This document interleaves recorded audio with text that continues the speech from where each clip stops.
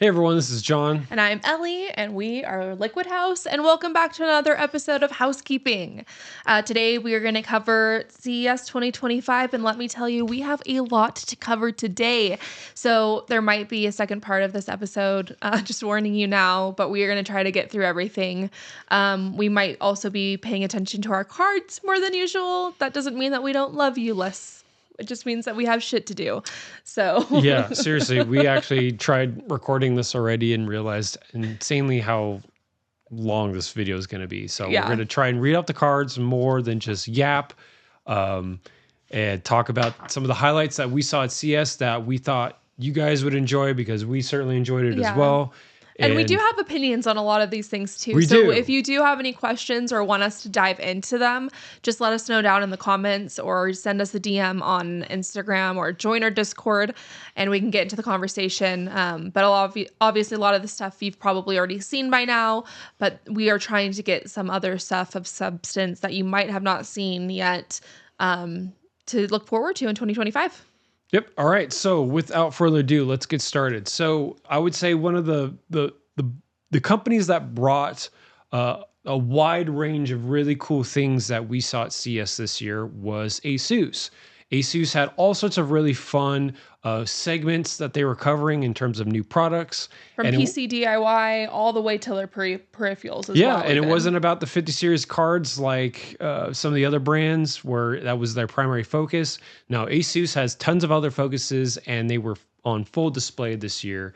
And with that, we're starting off the bat with the AMD and Intel B series chipset motherboard line.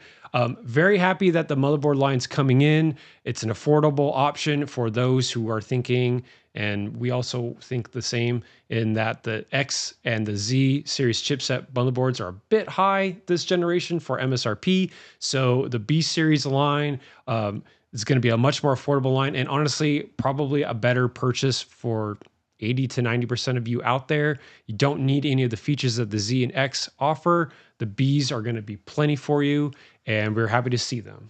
Another thing is talking about the features, and this is something that I want to take note of. Asus, as they develop and their features, because they do end up being the manufacturer that has more of like the little bells and whistles. Sure. They do pass them down from generation to generation. So while you do see these cheaper boards, you are going to see previous features that were on the higher end boards be passed down to these lower tier boards as well. So it's not all bad. It's actually a really positive thing.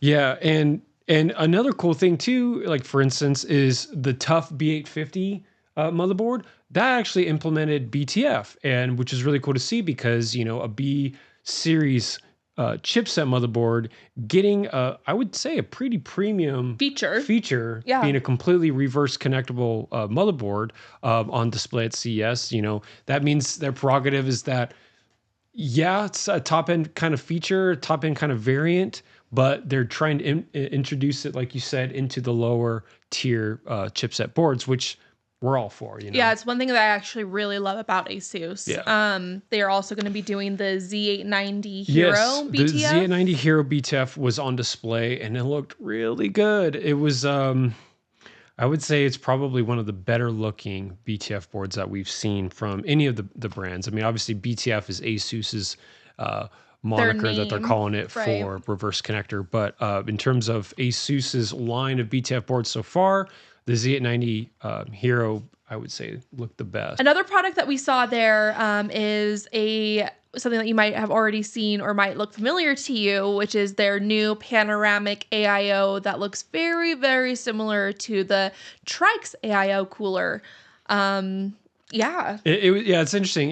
If anything, right, if you're looking at it from the head on, Trike's is like a 1-to-1, right? It's like a square, right? Even though it's not really, it wraps around. But this Asus one, it's almost like instead of a 1-to-1, it's like a 16:9. It's like a total widescreen version. Yeah, it's a little bit bulkier, a little fatter. Yeah, it's definitely bulky. It also, their display model, I don't know if it was tilted by accident. I'm hoping that's a bug and not a feature. But I'm hoping that the official model will have it straight on, not as a tilt. But it looked cool. It looked awesome. From our perspective, though, I think the the gaudiness and flashiness of AIO need to be pulled back more towards the performance side of things. And that's something we saw from Asus at Computex. We Right. saw that they're working with Asetek with 3D cooling jet plate or cold plates for the AIO head itself, working on pump advancements with Asetek. And from our perspective, that's really the most important part about AIOs. Because Absolutely, because we're kind of at the point of diminishing returns with yes, AIOs. we are. And that's kind of why we're at the point where we're slapping huge curvable OLED screens on these Right. things. It's to the point where it's like, oh, performance be damned. We've hit a threshold. Let's just throw the most flashiness on it. Yeah. And so I'm hoping we didn't get much data, actual information about this new AIO, but being that we saw it at Computex alongside the Asetek advancements that they were showing off, I am really hoping that this model that we were teased will also actually house more than just a curved screen. We're actually going to see a 3D 3D printed cold plate from Asetek, maybe a new pump advancement, actually something on the performance side of things in terms of AO, not just another curved screen. Yeah, absolutely. Some tech advancements. Yeah, looks cool, looks promising, more than cool in my opinion. It's promising because of based on what we saw, but very cool to see that there's going to be another option for curved screen AIO out there. And that hopefully the last option for a curved screen AIO. Yeah, speaking of screen, Asus actually had some really cool monitors on display. Yep.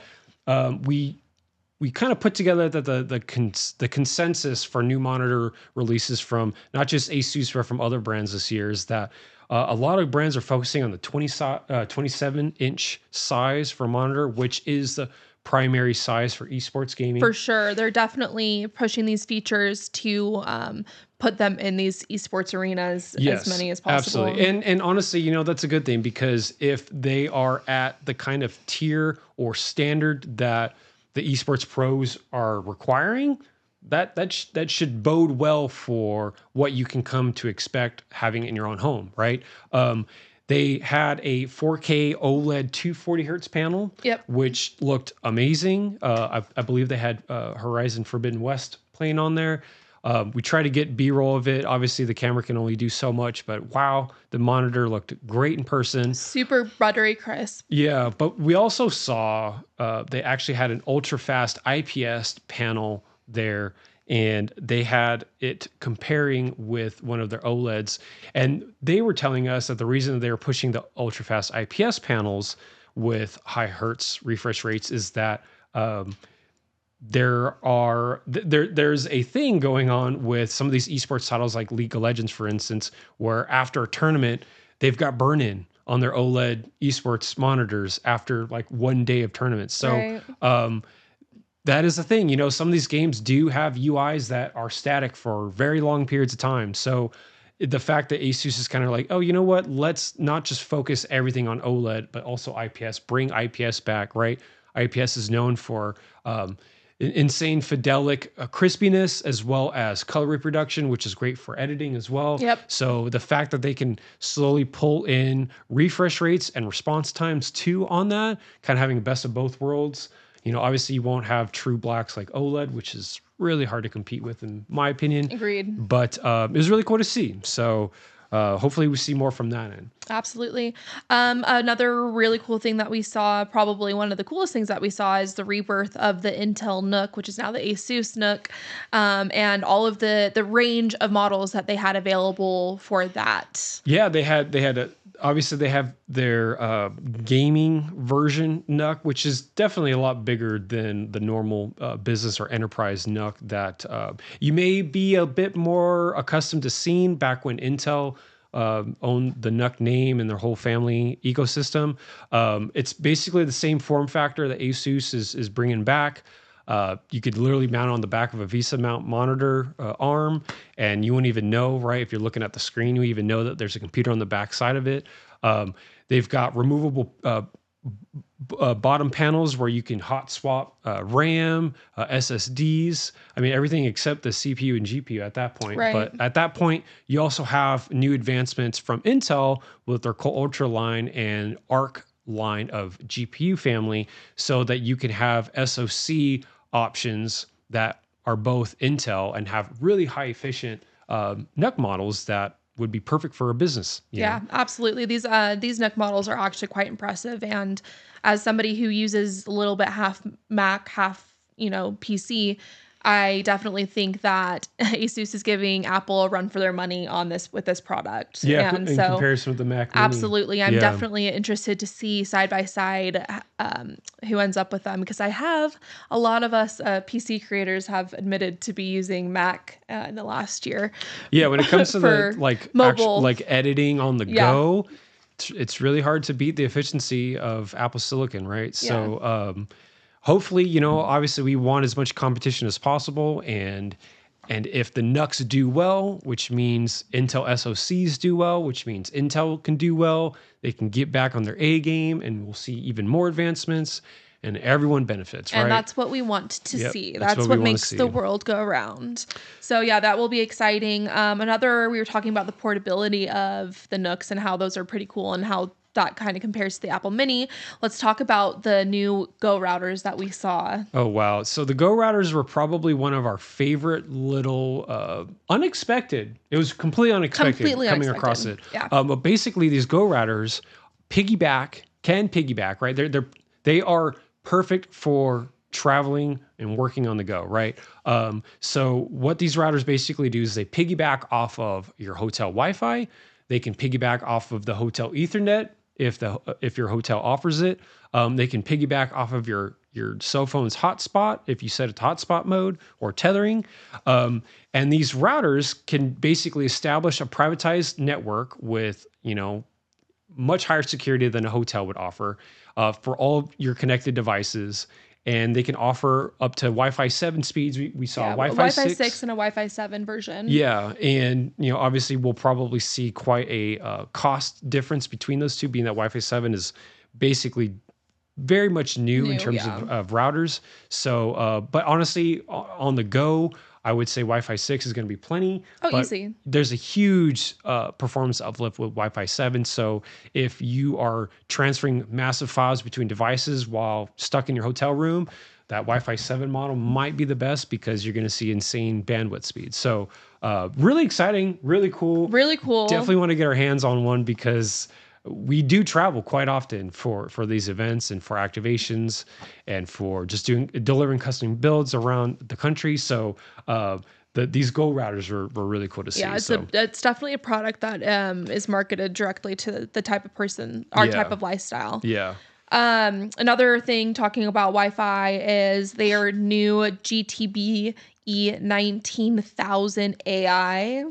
Yeah, that name is kind of a mouthful. It's almost like as bad as the monitor names out, right? The new router in less fancy terms. So if you look at this one, you can basically see that it is just a white version of last year's BE98 router, which was a quad band. This one pulled back on the bands a bit, so we're sitting at a tri-band with this one, but they are implementing a bunch of AI features that will probably alleviate latency, increase bandwidth, prioritize devices based on what the device may be, what kind of speeds it's requiring. So we are very excited about the prospect about a slightly pulled back but more efficient version of a router that was out that's just completely OP.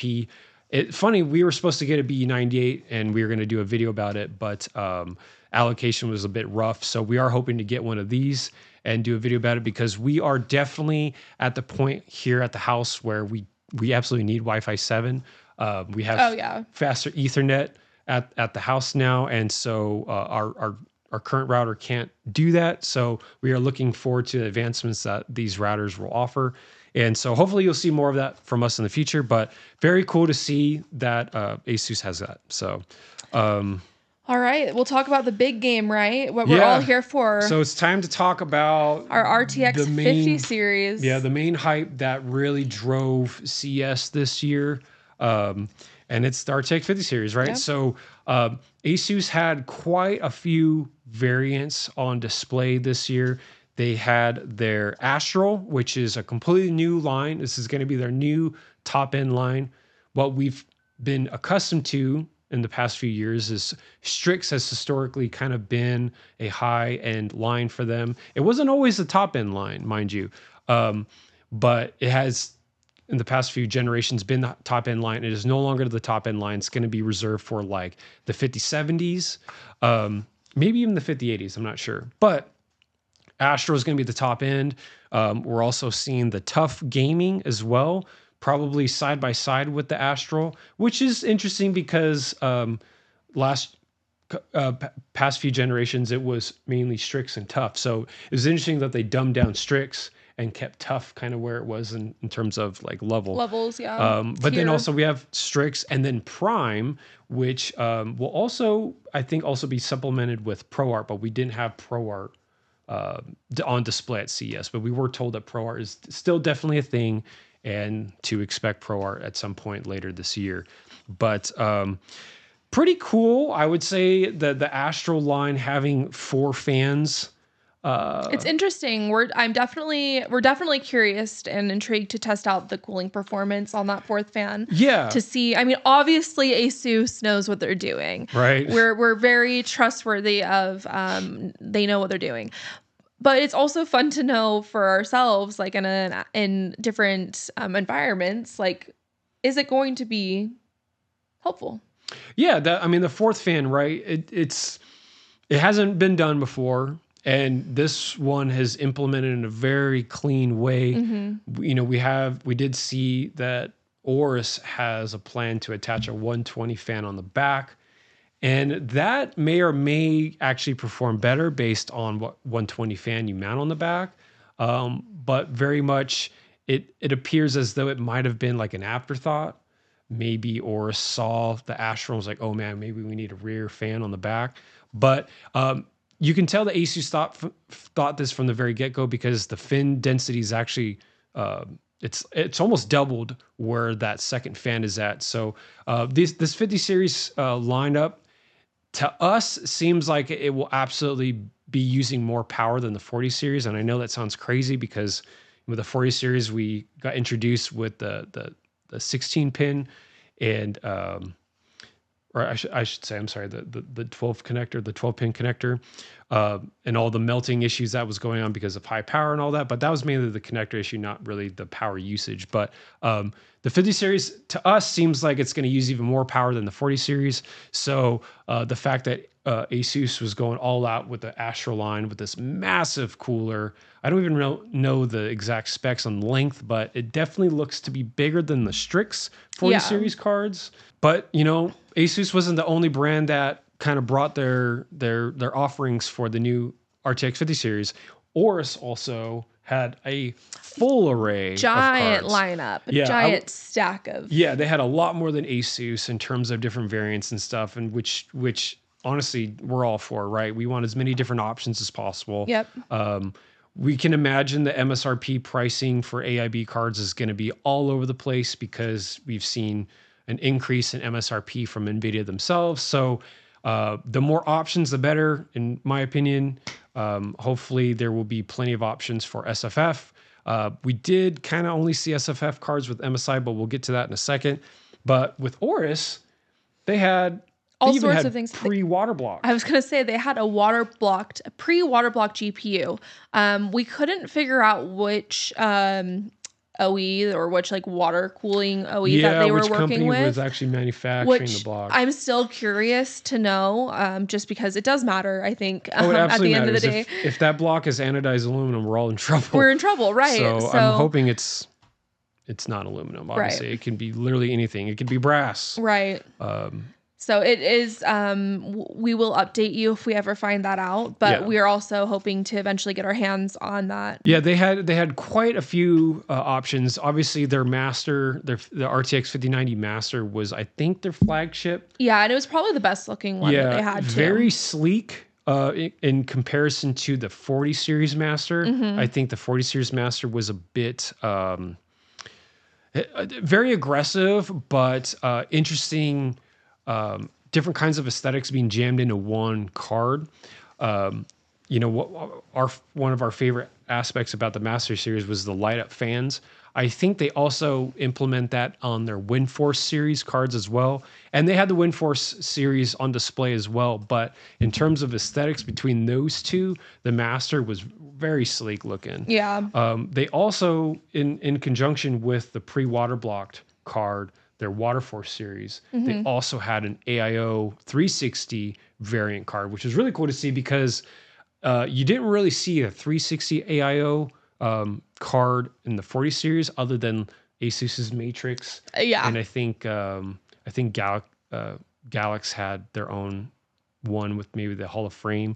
I can't really remember, but most of the AIO cards from last gen were all 240. So it was cool to see Aorus right off the bat with a 360. So that was another peek into probably these cards are going to be using more power and higher heat than last gen. So and as today stands, we've been watching those 50 series RTX 50 series reviews come out, and it does seem to be that the memory heat is just a little bit warmer than past generations.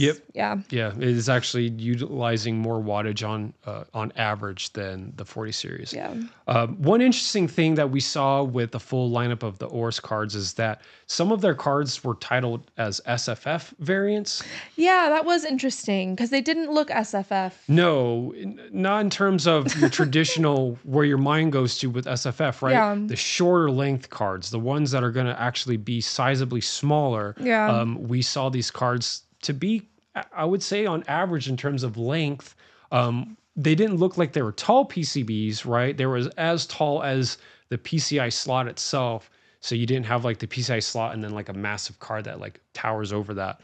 You did have that lower height, but in terms of overall length, which is very much a metric for SFF builders, it seemed like a normal length. So I thought that was interesting, especially because when we went to MSI, they had quite a few different cards that were much shorter in length and actually gave you a wider range of options for at least what to expect from MSI for the 50 series. And speaking of MSI, we went and visited their booth as well to see what they had, what their new offerings were. They had a boatload of monitors. Man, they definitely had the most monitors out of all the brands. Which is not surprising because we kind of were expecting that seeing it at Computex last year. Yes. And it's funny too because it's to the point where some of these refresh rates, especially from MSI, you know, they had multiple variations of monitors that were, you know, 360 hertz, 400 and whatever hertz, up to 500 hertz variant monitors. Up to 600 hertz. Which is insane. Yes. The 600 hertz was the TN panel. And it's like they're doing it just because they can. Yeah. And you know, that's a bit of what CES is, right? They do need to bring out a few different prototypes, a few different like sneak peeks on what they're actually consistently working on in the background. It may not come to fruition in terms of like retail market, but it was really cool to see. A lot of the MSI monitors were QD OLED monitors. But they looked good. Oh, wow. I think they looked amazing. Yeah. In my mind, I think the QD OLED is the way to go if you're looking at OLED. Just the way that the panels are structured and how they react to certain environment situations. Because they had a 4K 240 hertz and then they had a 2K 500 hertz. So imagine, you know, a 1440p setup. So right there, 1440p, you're getting huge frame rates, especially if you're in a 50 series. You don't have to worry about pushing 4K, so you can go all out on like texture settings, ray tracing, all that. You're pulled back on resolution. That's okay. You can enjoy QD OLED panel for what it offers, right? Insane color reproduction, contrast, black levels, but then also have 500 hertz on top of it. Like that's crazy. So that was an exciting monitor for myself because I don't think not everyone needs 4K. Plenty of people can enjoy 1440p with just the settings cranked up. Right. You know what I mean? I gotta say though, the TN panel, even though you had said it was the 600 hertz, and that's absolutely wild. The TN panel for like how it looked in real life, I just couldn't do it. The standard has become so high for fidelity and what you actually get. And so TN, you know, in terms of like traditional sense, the TN panels have been the faster panels, but they have lacked in everything else. They've lacked, actually, okay, I'm sorry. They were great in refresh rates and response times, but then literally everything else, black levels, color reproduction, overall resolution, they've all been not good with TN. Viewing angles with TN has always been a soft spot too. So like if you ever had a TN panel, you could only look at it straight on. You couldn't look at it from any angle. The colors were really bad. You had washout. It just wasn't a fun experience. And so it was interesting that MSI was bringing a TN panel back, and the one they had on display didn't wow me. Sure, it's 600 hertz, but like, damn, we were just talking about a 500 hertz QD OLED. Right. Like, I would so much rather have the QD OLED. I mean, especially because, like, you know, looking here, the TN panel, yeah, it was a 600 hertz, but it was 1080p. 1080p. Yeah. Like, I don't think anyone should be buying a 1080p monitor at this point. Like, I think, no. I think we let 1080p die. 100%. We are 1440 at the minimum. At the minimum. For now, and that will be outdated in the next year. Yeah. So 1080p gone, please. In our opinion, 600 hertz is cool, but it didn't really wow us. But the QD OLED was spectacular, and I gotta say, I think QD OLED is going to be in our future, at least for me, because we are enjoying our LG OLEDs that both run at 120 hertz. I've got a 48 and she's got a 42. The bigger size does wonders for our eyes, for editing. But, you know, hopefully with this kind of stuff, they will trickle a few models that are bigger in size, not just the 27s. Correct. That a lot of these brands were focusing on. Absolutely. And I understand. I see that the 27 is probably the most practical, the most purchased model. But I would absolutely love to see these bigger panels. These panels become available in bigger sizes so we can have them. And as primarily monitors too. Yeah. Not just. Yeah, there's plenty of coverage for the TVs segment. Yeah. Push the primary focus for monitor as your primary use case scenario for these bigger panels, and maybe have TV out on the side, right? A lot of these bigger panels, they do unfortunately focus on TV features first, right, and then monitor. If we can swap that, that'd be great. Yeah, it would be really cool. Yeah. Moving on, one of the neatest things that we saw at CES this year was the MSI Projekt Zero X. Everyone's seen this build. And it's for good reason. Yeah, it's one of a kind. It's so unique in the sense that the I/O of the motherboard is actually diverted and to the back of the case. Yeah, it literally pulled off the board itself. Yes. So that the board can have as insane, clean, seamless aesthetics as possible. Yeah. I mean, to the point where you didn't even see any PCI slots. You didn't see a riser cable because, you know, in the footage that you're seeing now, you are seeing a graphics card right next to it, right? So that is a full system. I don't know how they're doing it. It but, does oh look my like, gosh, it looks insane. It looks insane. It looks like it might be a one piece or like a one-off showpiece. But I don't know. It seemed so seamless, and I mean, what you were also one thing to consider with what you're seeing here too is you're seeing a full build.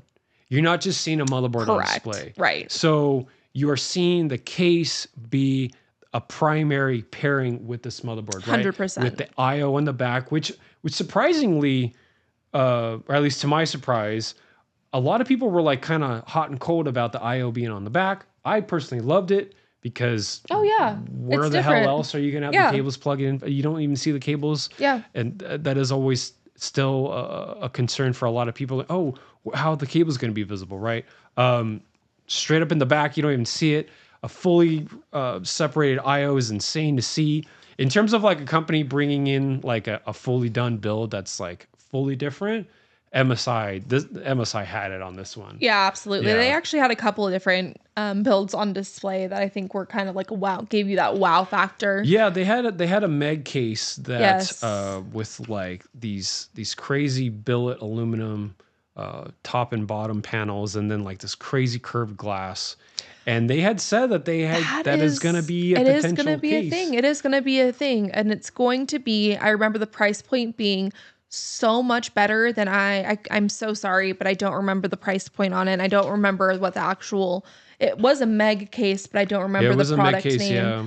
But yeah, I think we might have gotten footage of the card. If Yeah. so, we'll put it on there. But off the top of our heads, we can't really remember what it was because I believe in passing they had told us, oh, it's going to be for sale. Because, Right. you know, like it was so big in size. Massive. We didn't really think they would actually sell it because like this, It's like V3000 size. I would say bigger. Bigger. Yeah, I would say bigger. And all glass. Yeah, and all yeah, and I don't know if they're going to sell many, right? So at that point, if that's the case, it's kind of like Inwin, right? Where Inwin does like these really crazy, insane cases, but they only make like 100 of them. I mean, and they that's sell them not for the a couple first time grand. the MSI's done that though, because they just did that with their last meg case as well. Was a limited number.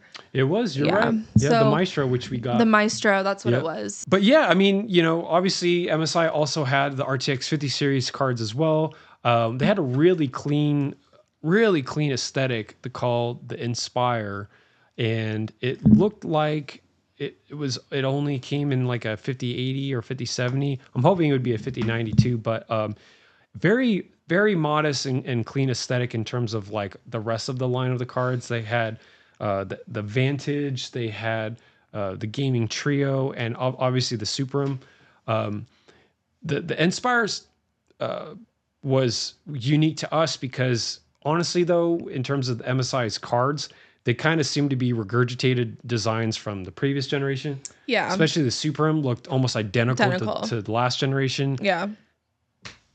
Why not just change it up? Like the Supreme was a cool design aesthetic, but that's part of what makes something cool is it doesn't last. that it's limited. Yeah, it's limited. Yeah, and that it doesn't. You Yeah. move on to the next. So Right. like a lot of the designs from MSI were kind of more of the same, but the Inspire card was really cool. You know, obviously it looks like they increased the size of the fans for their Ventus line, which was a good thing because from our perspective, the Ventus line was kind of like their mid to lower tier line of cards, and it seemed like they kind of were upping the game a little bit on the Ventus line, which was cool. But yeah, I mean they also had tons of options for black and white cards as well as the lengths, like we were saying earlier with the SFF cards, and so really excited to see, you know, what's actually going to come fruition versus what was just teased at the show, right? So moving on, we had the awesome opportunity to work with PGG, Pro Gamers Group, with a really cool custom, ridiculous, fun PC that we did within the APNX V1 that we kind of were talking about last episode. But we finished that one up. It was basically a riff off of the Nintendo Classic Duck Hunt, but being that Ducky is part of the PGG's conglomerate, we kind of melded that into Quack Hunt. And so Ellie designed some wonderful pixel art animations for the build that really put the build together. It would not have been the same build until that pixel art was finished, the animation was finished. So it came together really well, and was definitely the centerpiece of PGG's booth there at CES. And so we went there and hung out with the guys, and it was a lot of fun. The Link Plus, obviously we talked about the Link Plus in our last episode, so we got to meet the Link Plus guys as well. They had our builds set up on, it was really funny because everything that they had set up at the booth there was a brand that was under the PGG flag. So they had a full elevating desk, they had monitors set up, they had keyboards and mice, they had the streaming a webcam, they had the mic, like the whole setup was PGG basically. And it was really cool to be able to see all their really fun products and hang out with them for a good while. And we're just glad that they enjoyed the build because we had a lot of fun building it. Yeah, we absolutely did. And they had a lot of, I mean, I will say a lot of great products under this umbrella. Yes. It's very good quality, high quality product too. So it's great to see that they have a lot of fun and exciting things to look forward to in this upcoming year to offer. Yeah, absolutely. Speaking of which, in terms of like upcoming things, our friends from Hyte are finally releasing soon their Q80 AIO, which we kind of teased a bit at Computex last year. Yes, which is the 360 millimeter version of their Q.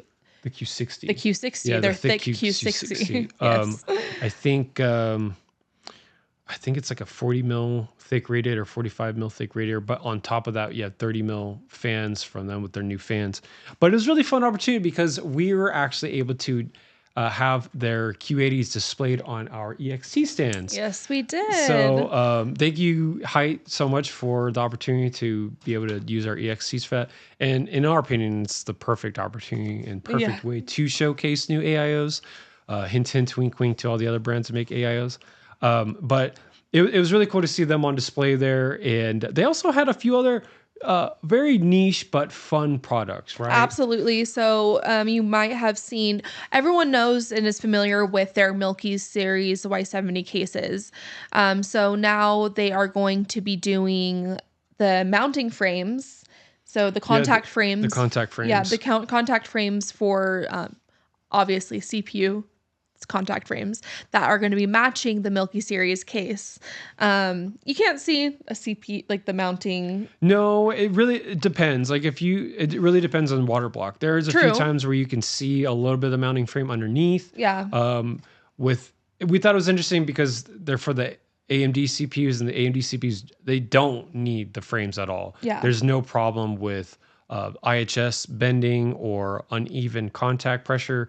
AMD's actually been historically pretty solid with contact frame flatness, IHS flatness. So that's not really been a thing. If anything, these frames just allow better cleanup when you're applying thermal paste in the spread. Yeah. They had a gold one on display. Yeah. I wish that would be a production one because I would want the gold one. Like if you're going to have a contact frame, have a little bit of bling underneath. Like it'd be cool to have gold. It's going to be really cool. I think that even just the colors that they have matching the Milky cases, it's going to be pretty neat and a fun little like hidden Easter egg, if you will, in your build. They also had a really when you're really in the minutia of PC building, there are not really fun or exciting products that you do need to incorporate into your system. Like for instance, USB header hubs. It's not really a thing that's talked about that very often, but Hyte has this really cool magnetic, translucent, clear USB 2.0 header hub, and damn, is that a useful thing to have. And the fact that it's magnetic, you can literally slap it anywhere inside the case. So it doesn't matter for like mounting. You don't need to adhere double sticky tape to it. And it looks cool. It doesn't need to look cool because you won't ever see it. But the fact that they kind of stylize it. And I'm pretty sure it won the Tom's Hardware like best of show like award of some sort too. I wouldn't be surprised. Which is pretty neat. So that's like awesome. Congratulations for that dub. Yeah, right. Yeah. Moving on to Patriot, we actually saw and surprisingly saw a lot of really cool products there. Yeah, no, I mean, they've got their 40th anniversary for 2025, so it's really cool time for Patriot. I mean, 40 years is insane, right? Yeah, that's really awesome. Obviously, with that, there's going to be a 40th anniversary product of some sort, and of course, they have 40th anniversary DDR5 Extreme 5 kits that they had. Had a really cool blue. Beautiful blue. It's like this like dark royal blue, a little metallic. My Audi's like a similar color, so I might be a little bit biased too. I know, it's a really nice blue. Yeah. I mean, and we'll try and like color correct on the footage that we got because the Sweets light there that they had at the Bellagio was like very warm yellow. Very yellow. So we'll try and color correct it so it can show you the blue that they're planning on because it's a really nice and pretty blue. But they also had some really surprising products I was really not expecting. Yeah, I think especially for those on the go, we were talking earlier about Asus having those Go routers. Kind of goes hand in hand with that. They had these, they call them the iLux Stick Cs, which is a Type C plus a Lightning backup device. Yeah, so they had two different kinds. Yeah. They had one where it's basically just a USB mass storage device that you can plug into your iPhone, iPad, or Android device. Yep. And it's Patriot's working on their own software for it too, so you could connect it to your phone, and then the app pulls up automatically, and then you're able to kind of automatically store all of your content on your phone. And being that me and Ellie are obviously working a lot with content creation, we have a ton of that kind of stuff on our phone. So this immediately resonated with us. But the really cool one, my personal favorite, was the one that plugs inline with your charger, which is the iLux Cube C, which is just the brick pretty much. It looks like a charger, but it's not. Yeah, it looks like the charger. It looks like just a normal Anchor, whatever charger. Yep. And you just plug it in with your normal USB-C cable, and it backs up automatically every time you plug in your phone. So you don't really it's a very mindless process. You don't have to put too much thought into it. Yeah, and with the app, you basically plug it in and the app will take care of it. So it's like Ellie said, you can literally just plug in your phone for the night, go to sleep, and in the meantime, that app is literally backing up all the data that you had done that day. You know, whether if it was like a big project and you've got a ton more storage on your phone now from whatever content, it's going to automatically back it up. It's going to see the differences or changes in data and just back those up every single day incrementally, which is really cool. And up to 1 terabyte. I don't know if we mentioned the storage capacity on that, but it's a 1 terabyte storage capacity, which is big enough for pretty much anybody. Yeah, I don't really know if there's a phone that has more than a terabyte of like at least internal memory, unless you have like a micro SD on like an Android device. But that being said, if you've got that, then it's easy to take the micro SD card out and back it in that way, you know? So that actually reminds me of another cool product that we saw there, which was the Viper EV330, which is basically just another mobile storage solution. Keychain dongle that's USB-C to USB-C that acts as like the actual loop for it. The cool thing about it is it uses the M.2 SSD. Yep. You can just hot swap them in there. Yeah. So the way they were marketing it a little bit, I saw on Instagram the other day, is like if you do have like a Steam Deck or something that you're obviously going to be upgrading the storage on, you don't have to have that storage go to waste. You can actually swap it into this and use it. I love that. Yeah. That's so really it's kind of like multi-use, and it's kind of also incentivizing people to kind of recycle their hardware. I mean, the fact that it uses 2230 sized M.2s. Yes. You know, we're talking the little square chips, right? Like the ones you would see on some motherboards that are Wi-Fi actual chips.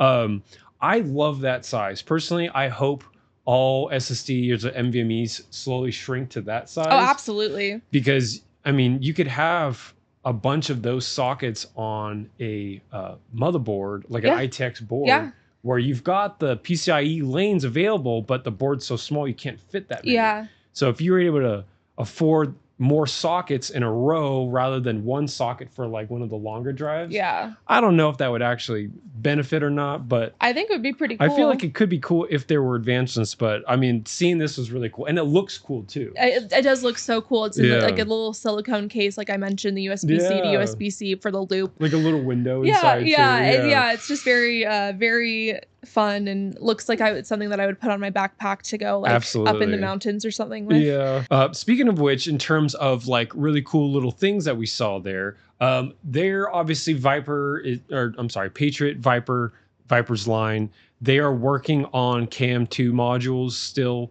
Obviously it's a slower rollout we're seeing on motherboards rather than like the BTF implementation, right? CAM2 memory, there's got a lot more development around it rather than just reversing connectors on a motherboard. So it's going to be some time till we see it still. But Patriot is also working on solutions for CAM2 modules, including a really cool passive heatsink that included like this really nice like zero bezel LED display. It wasn't working, but because it was super early prototype. Yeah, we got a chance to look at it up close and talk to the designer also who created the product, and he also is the person who selected the color for the 40th anniversary RAM. Anyway, very cool. And it was just like an awesome experience talking to him because he had a vision, you know what I mean? Yeah, he had a vision, and you could see that vision come to fruition. Yeah. And it was really cool. Yeah. So hopefully we see that implemented when the Cam 2 modules and Cam 2 motherboards start becoming a thing. So yeah, it'd be exciting to look forward to. Absolutely. Absolutely. Obviously, you know, with the Viper Extreme 5 RAM, we are also seeing the CKD modules, which implement clock drivers on the sticks themselves. So which is really cool because we won't have to worry about integrated memory controllers anymore with CPUs with these types of modules. That's really exciting because, you know, for the most part, you could have a really nicely clocked or binned clocked CPU that does well, but for some reason, the memory controllers on some of those chips are just a lot weaker than the silicon quality itself for the cores. So you can overclock well, but on the RAM side of things, it's kind of lackluster. So being that Viper's working on clock driver versions of their DDR5 kits, which is it's exciting, especially because we've got a glimpse at their top speed, which is 9600 megahertz. So which is insane. That's, I mean, yeah, we're approaching 10,000 without like having to do like a world record overclocking session. It's wild. So like that kind of spec, if you will, is a good promise for what CKD modules are going to provide you. So really excited to see that, including a new NVMe, which is really exciting because this one's fast. They're calling it the PV563. And we're talking about 14,000 megabytes a second for read, 12,000 megabytes a second for write. And I mean, anything over 10,000, I would say, is insanely fast. So the fact that they've blown past that, really exciting. And I'm wanting to stack an entire PC full of those because can you imagine like 20 terabytes of that kind of speed? It's insane. We might need that. We might need that Right. for sure. They also allowed us to have one of our PC builds, one of our older PC builds, our Projekt Evolution, which was featuring their Extreme 5 7800 megahertz kit paired with the Intel 12900KS. With the really fun and special EVGA Z690 board, Dark Kingpin. Yeah, the Dark Kingpin board. Yeah, so it's like a nice little, it was a really fun showpiece. Yeah, it was cool, especially because they are very much into XOC, right? Yeah. Extreme overclocking. The fact that we were able to kind of bring in an XOC board with obviously a very flashy and over the top opulent build, but still bringing back to our roots of like, why are we doing this? Because we want to overclock. We want to like push these components as much as we can, right? So it was a nice way to kind of tie that together. For sure. Give that build a last hurrah. Yeah, one last hurrah at the Bellagio, right? At the Bellagio and the Patriot. But it was actually like, it was perfect. Yeah, and it was cool. Shout out to our friend Shannon for making that happen for us. And so thank you. It was so cool. I did think that it would be its last hurrah, but actually after seeing it, it might just stay that way forever. This might be a build that we keep forever. Yeah. I mean, if we can store it. Maybe. Okay, so let's move on to Alphacool, which is actually a fun one because going into 2025, we are working really closely with Alphacool. So we were able to get some good first-hand sneak peeks at some of their new products, some of their maybe products. As we had mentioned earlier, sometimes a lot of these things are maybe concept products. Let's talk about their monoblocks. Yeah, so they have got. First of all, I'm really enjoying the fact that they are going into the monoblock game with different aesthetic types. Yes. Different styles. Yes.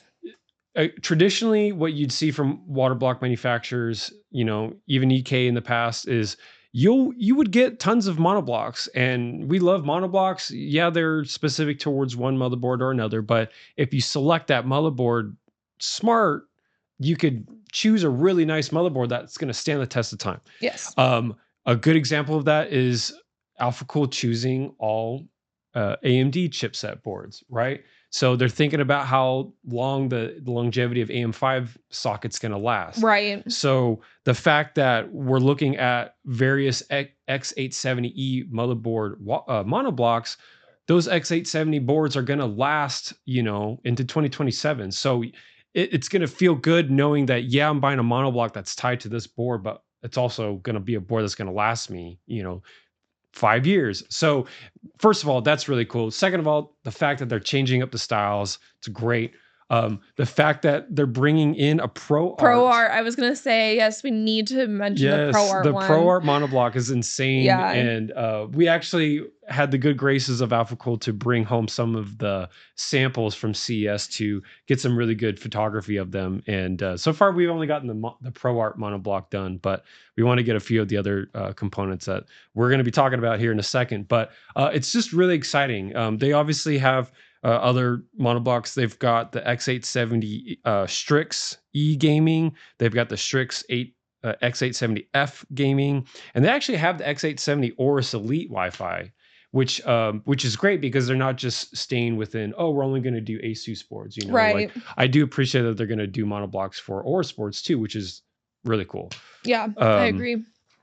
And with that, we're also thinking about their Core 1 block. They're just recently announced Apex 1 block. The performance from those blocks are insane. So I know they're going to be implementing that same kind of design structure, that the internal design of those blocks into these monoblocks. So they're not going to be, like lackluster in performance. Oh, no. They're going to be the same kind of 100% performance tier, but just now you're cooling VRMs, maybe also the NVMe as well. I'm not really sure. I need to look at the monoblocks more closely to see if they are trying to cool your primary NVMe with that. They're big. They are pretty big. Yeah. I would need to check if they go that far down, Yeah. but that is one little thing I'm not so sure about, because you never know if you want to upgrade your storage. So then to remove the entire unit might be a kind of a pain in the ass. You would have to drain the system, take the board out. I don't know. They also are working on quite a few different distros that are based specifically for certain cases. Mm-hmm. On display, we had the Darkbase Pro 901 case distro, along with the Fractal North XL distro. And I got to say, the North XL distro screamed to us that we could use it in a lot more different instances. Yeah, and we actually haven't, we built with a North with this last year. Yes, you did for a family member. Yeah. But we have not built with the XL. And I will be honest, I really actually enjoyed my build experience. Yes, that fractal case was actually really nice. Yeah. So it would be cool to bring in a whole nother kind of level to a build with like a custom distro. It's specifically meant for the case. But that design of the distro, it looks like you can do quite a few different things with it in terms of options. And us, we like to go crazy with the water cooling. So we saw that and we're like, oh man, we might have to try a few different things with that. But got thinking for sure.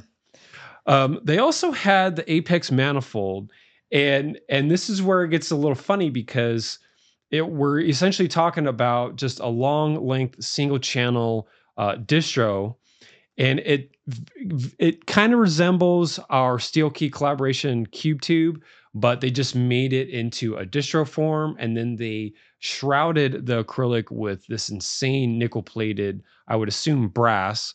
And I love it. I like the aesthetic change. It's a completely different take on the initial CubeTube design that we had. Right, where it is less like edgy, or it's less rounded, more edgy. Yes. So you can it's kind of more cohesive, I suppose. Oh yeah. If you had like a wider silver motherboard with obviously your go-to aggressive 45 angled slats down the heat sinks, this would definitely emanate well with a build like that. I can appreciate it. It looks pretty wicked, and I'm sure we could come up with some pretty crazy instances and different builds to use those in. So really cool that Alphacool is trying to get into the game of just creating really cool products for the sakes of products, because I mean, that kind of product, the Apex manifold, is very much in the same realm of our cube tubes, in the fact that they don't bring anything specifically functional to water cooling loop. Right. They exist just because for the aesthetic. Yeah. They know water coolers like to have fun with this type of thing. And It is that's a rabbit absolutely hole. necessary. It's Yeah. just an absolutely necessary thing, and especially with, other water cooling brands kind of being in the dumps right now, it's kind of there is a huge market and a huge empty space Yep. for Alphacool to be pulling through and making these really neat and unique products, if Yeah. you will. Absolutely. Yeah. Speaking of which, Speaking of which, I do want to talk about the GPU blocks because they are partnering with Inno3D. yes, I know, and they were at the suite as well, which is Yeah. really cool because we got to see a whole swing of 50 series cards from Inno Yeah. that you might have not even realized because they weren't in some big old crazy booth in the Venetian, No, for but sure. And this is actually our first time in the United States. Inno is not really, they haven't broken into the US market quite yet. So it was kind of a good first glimpse at what they have available. They have a pre-water blocked RTX 5090 with this insane jet plate design. yeah, so it looks like they're implementing the same core or core one GPU template that Alphacool has created for the 4090s and 4080 cards. It looks like a slightly revisioned version of that block, but yeah, the jet plate inlet Is weird. is crazy. Yeah. They had it was like all spiky, Yeah. right? And then obviously Alphacool had their own logo in there.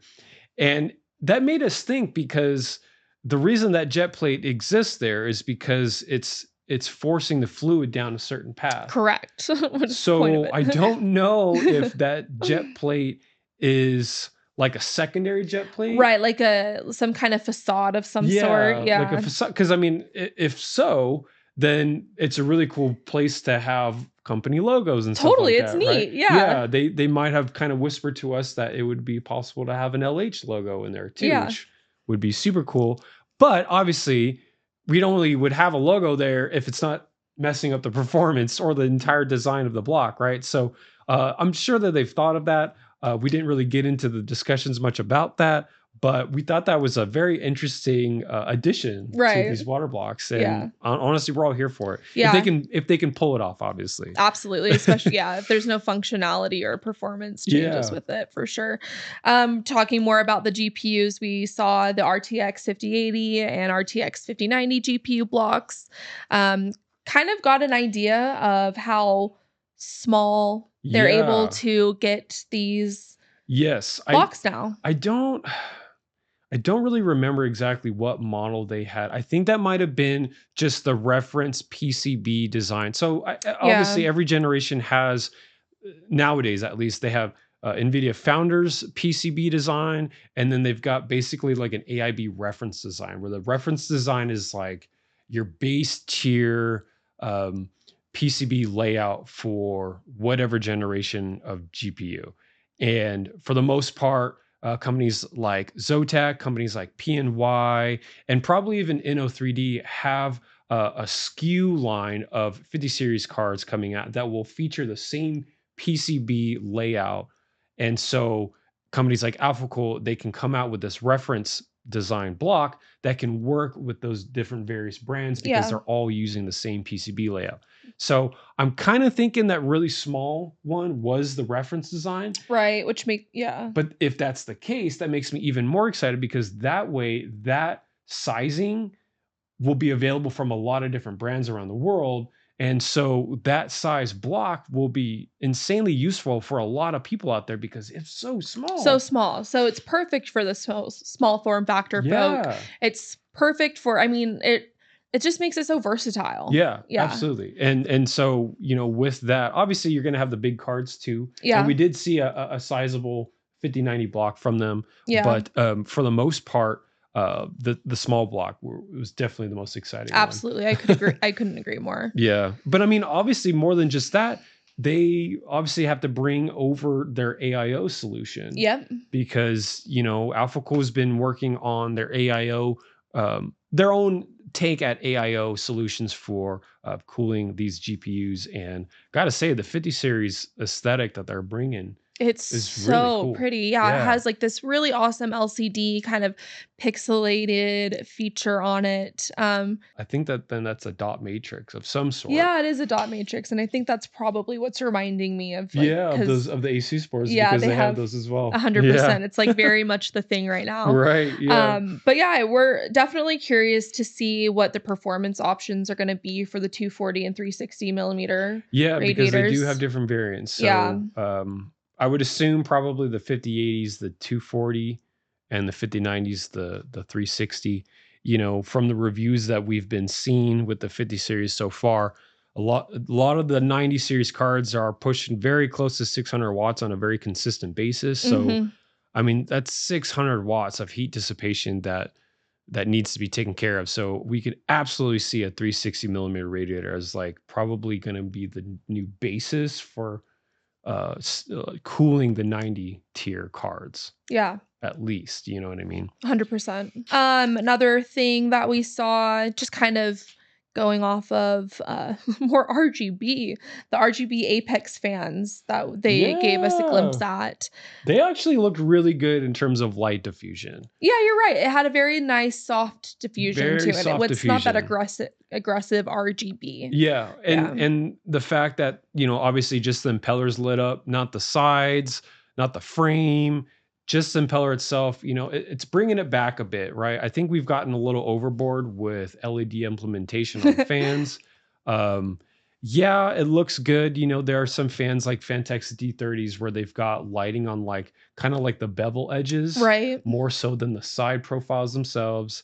Um, and sometimes on the inner ring rather than the impeller, and it looks good in terms of certain implementations, but the fact that like you know companies are diving into the full side profile getting lit up, it's just a bit much.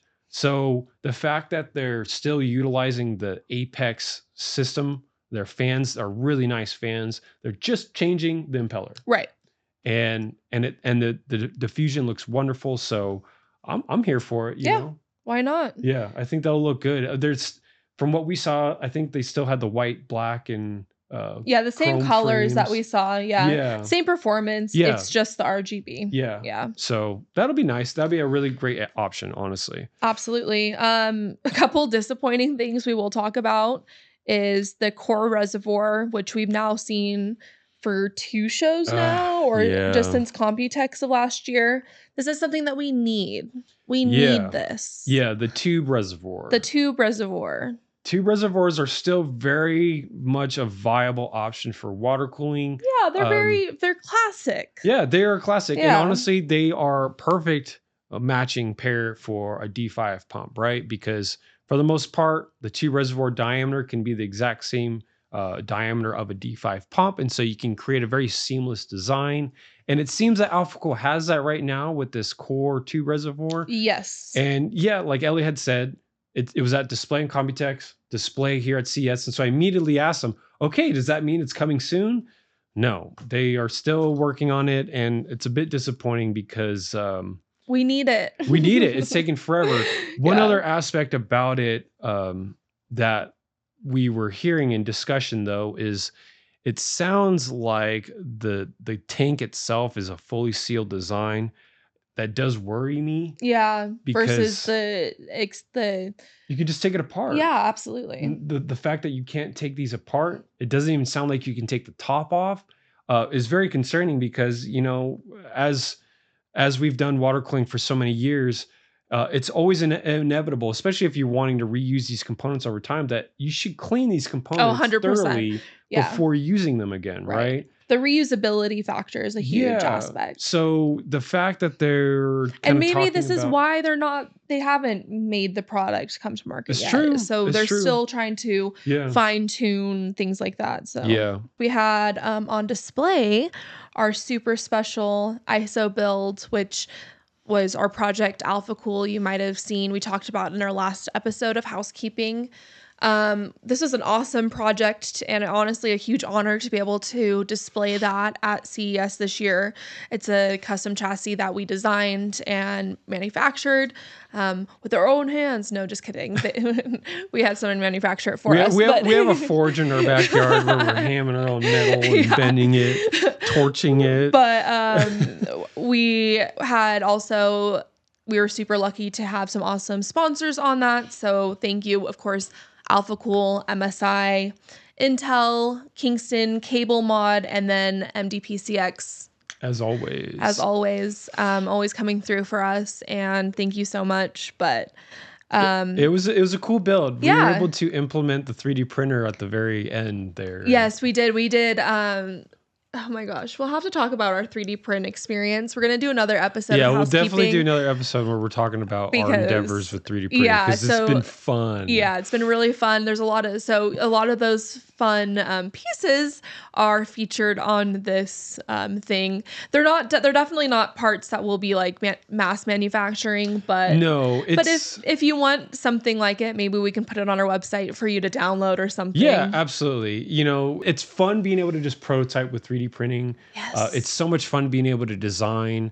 And John has one of our biggest 3D prints kind of coming up here pretty soon that you'll probably see. We're making this video incredibly long, talking about a lot of shit, but we have way more to talk about, and we will talk about it in the next episode. Maybe I'm just going to cut it here so we don't continue on. Let's just wrap it up because that's basically our CES coverage. We hope you guys enjoyed. We saw lots of cool things. Hopefully you guys thought some of the stuff that we saw was cool too. And we'll cover more of it in our next video too, like a little behind the scenes things that we did. And of course our APN XB1 build, we'll kind of talk about the conclusion on that as well as Projekt Alphacool. So thank you so much for hanging in for this one. It was a doozy, but it was a doozy. We had to record this over 2 days because we need a new camera solution, but we're working on it. Yeah, man. Oh gosh, this is not for the weak. Nope. Not for the faint of heart, but we do it and we love it, and it's not even anything to complain about. So join our Discord, follow us on Instagram if you haven't already. We're also on Threads, Blue Sky, Facebook, TikTok, I guess. Not really, we're not on TikTok, but just say TikTok for the TikTok's sake. Right.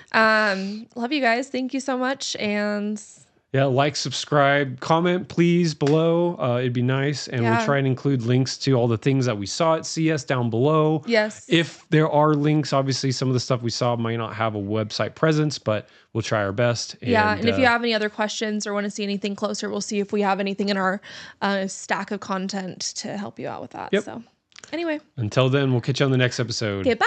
Bye, guys.